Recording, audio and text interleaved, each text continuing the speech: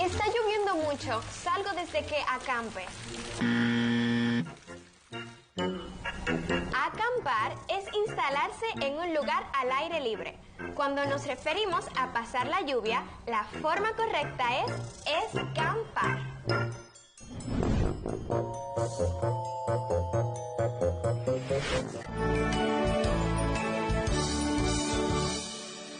Bienvenidos, queridos estudiantes. Espero se encuentren bien. Les habla su maestra Rubí Lorenzo. Un abrazo desde la distancia. Antes de iniciar con la clase del día de hoy, vamos a dar las gracias a Dios por este nuevo día que nos concede y a pedir la bendición y sabiduría necesaria para desarrollar los conocimientos del día.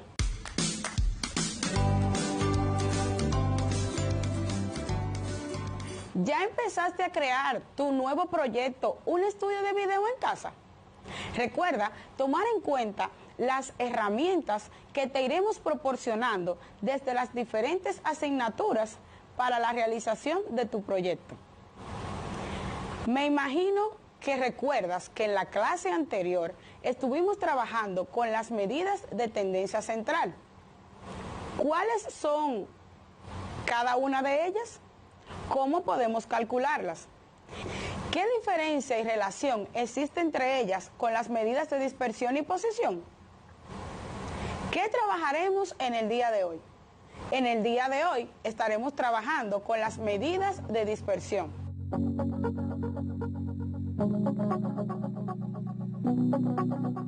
Me gustaría saber qué piensas cuando escuchas la expresión medidas de dispersión. ¿De qué manera consideras que puede ayudarte este tema para la realización de tu proyecto Un Video en Casa? En tu proyecto número 2, actividad 1, desde las matemáticas, podrás obtener informaciones objetivas que te ayudarán en el transcurso o desarrollo de este. Utilizando las informaciones que obtuviste en la entrevista que realizaste a tu socio de aprendizaje, podrás practicar el uso de las medidas de dispersión. Ahora me imagino que te preguntarás, ¿qué son las medidas de dispersión? Pues esto podemos verlo con el siguiente video que viene a continuación. Acompáñame a verlo.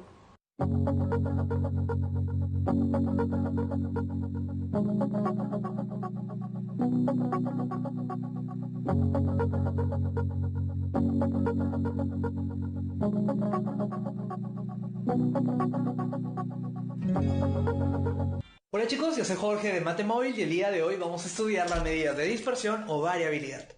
En capítulos anteriores habíamos estudiado las medidas de tendencia central, como la media, la mediana y la moda, las cuales son muy importantes y describen el centro de los datos. Sin embargo, no nos dan mayor información acerca de la dispersión o separación de los datos, y en ocasiones esto puede ser muy importante. Veamos algunos ejemplos. Por ejemplo, imagínate que tú tienes una estatura de 1,80 m y no sabes nadar nada de nada, ni siquiera de perrito, y vas a cruzar un río. Entonces le preguntas al guía, oiga guía, ¿cuál es la profundidad de este río? Y el guía te responde, este río tiene una profundidad media de 1,5 metros, 1,50 centímetros. ¿Lo cruzarías a pie o no?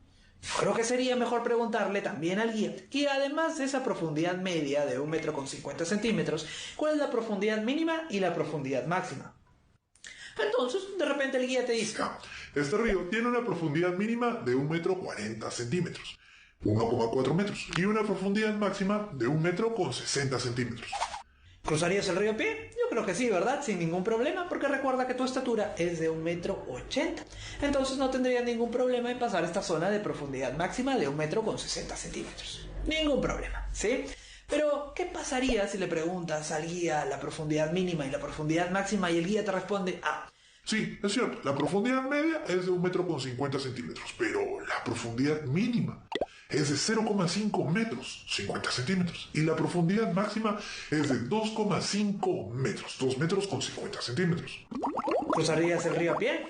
Yo Yo creo que no, ¿verdad? Sería muy, muy peligroso, sobre todo porque no sabes nadar absolutamente nada. En ocasiones como esta, no solamente es importante conocer el valor de la media, sino también conocer el valor mínimo y el valor máximo, o la profundidad mínima y la profundidad máxima. Veamos otro ejemplo. La vez pasada yo estaba recontra pobre, porque la verdad que con esto de las clases de las matemáticas últimamente no me va muy bien. Entonces, yo conozco a un amigo del colegio que sabe hacer perfumes y le dije, oye, ¿será que puedes venderme 10.000 frascos de perfume para yo revenderle a mis amigos y a los suscriptores del canal? Y mi amigo me dijo, sí, no hay ningún problema. Y le dije, ¿y me puedes vender los de 100 mililitros? Esos son más fáciles de vender y no son tan caros. Me dijo, sí. Justo tengo 10.000 frascos de perfume que tiene una media de volumen de 100 mililitros. Le dije, ya, pero mejor antes vamos a realizar un muestreo de estos frascos de perfume. Vamos a tomar 15 frascos de perfume al azar y vamos a ir anotando el volumen de perfume que tiene. Encontramos un frasco con 88 mililitros, otro con 90 mililitros, dos frascos con 92 mililitros, otro con 93, otro con 97, otro con 98, otro con 99. Un frasco con 102 mililitros, otro con 103, dos frascos con 106 mililitros, uno con 110 y por último, dos frascos con 112 mililitros. Y sí, en efecto, la media de estos valores coincidía. La media de todos estos valores es de 100 mililitros, pero no había ningún frasco con 100 mililitros. Todos tenían menos o tenían más. Y eso es un problema, porque si a alguien le vendes un perfume de 100 mililitros que trae solo 88 mililitros, te lo va a devolver y vas a perder la plata.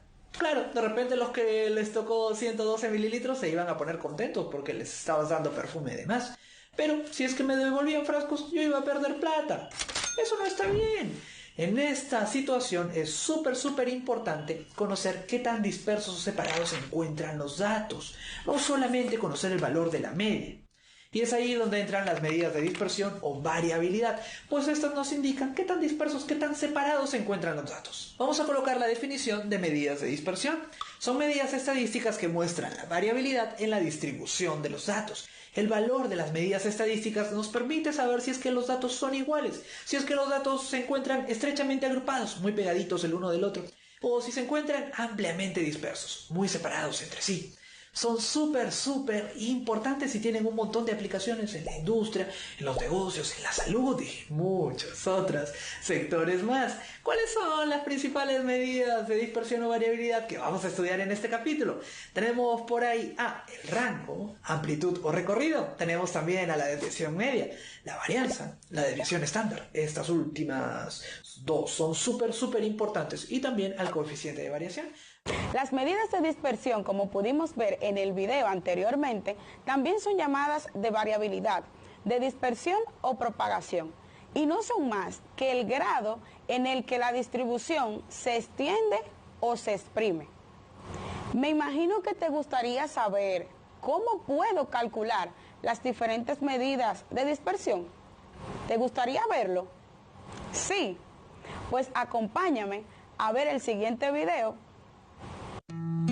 Medidas de dispersión. En estadística es preciso conocer diferentes conceptos que indican el modo en que se agrupan los datos y cómo se distribuyen. Es fundamental, por tanto, conocer qué son las medidas de dispersión.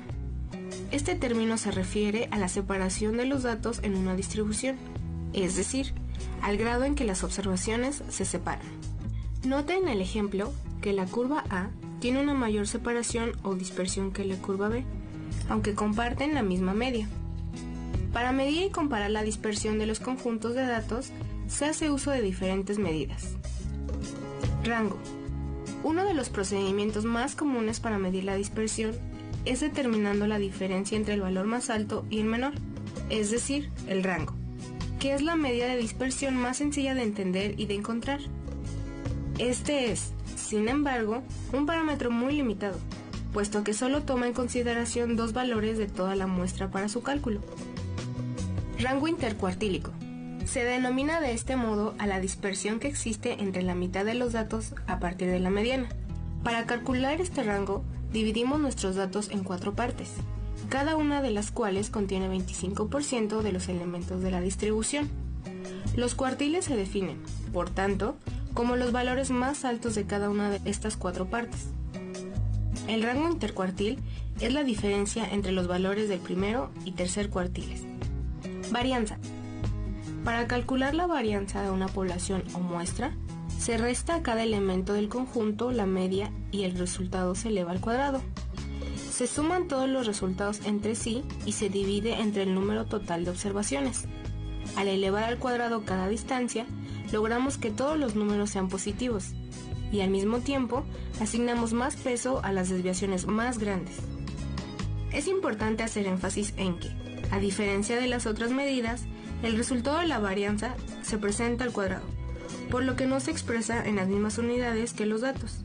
Es decir, si tenemos los datos de la estatura de una población en metros, su varianza debe representarse en metros cuadrados. Para solucionar lo anterior, requerimos de otra medida de desviación que se base en la varianza y que no cause conflicto con las unidades de medida. Esta medida es la desviación estándar, la cual puede explicarse como la raíz cuadrada de la varianza.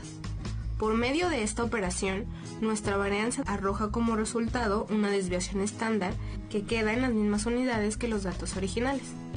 Coeficiente de variación.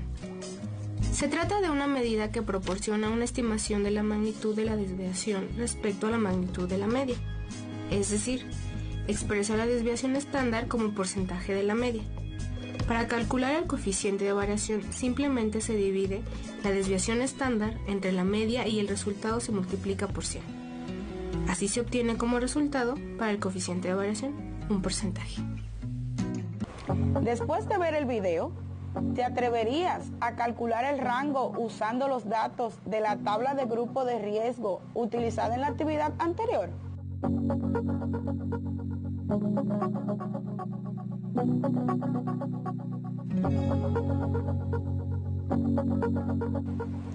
Sí, pues ya llegó la hora de usar los datos de la actividad anterior acerca del grupo de riesgo del COVID-19.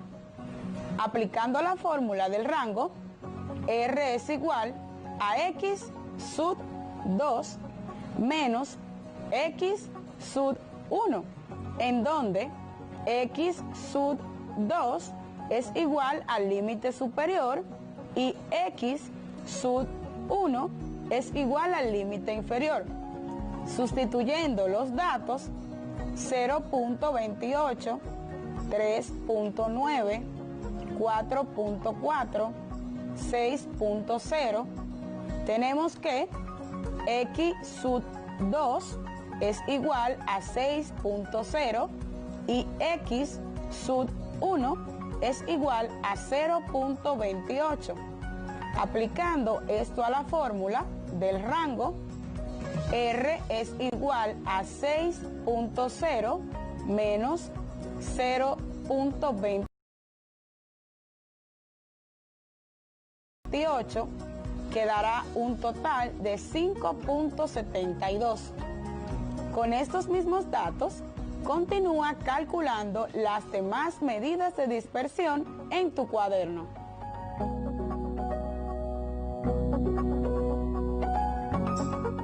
En el día de hoy estuvimos trabajando con las medidas de dispersión y cuáles son las más comunes. Expresamos que las medidas de dispersión también suelen ser llamadas de variabilidad, de dispersión y propagación. Estas no son más que el grado en el que la distribución se expande o se exprime. Dentro de las más comunes tenemos el rango intercuartílico, la varianza, la desviación estándar y el coeficiente de variación. Mis queridos estudiantes, por favor estar atentos al boletín emitido por el Ministerio de Salud Pública. Buscarlo en el internet o por cualquier otro medio de comunicación, para que así puedas seguir recaudando las informaciones necesarias para el desarrollo de tu proyecto. ¿Te gustaría seguir aprendiendo en cómo cuidarte del virus COVID-19? Sí, pues acompáñame a ver el siguiente video.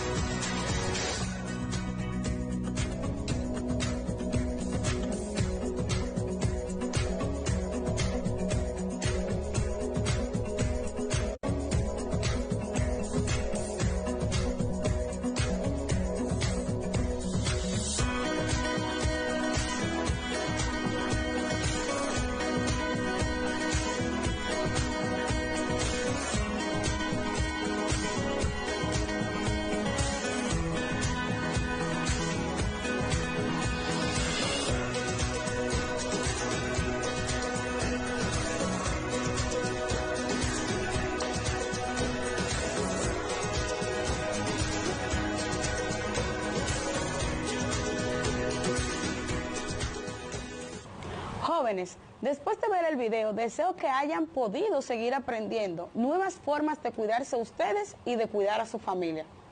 Recuerden que para afianzar los conocimientos obtenidos en el día de hoy, deben realizar las actividades de su cuadernillo. Estimados estudiantes, como siempre es un inmenso placer para mí compartir un día de clase con ustedes.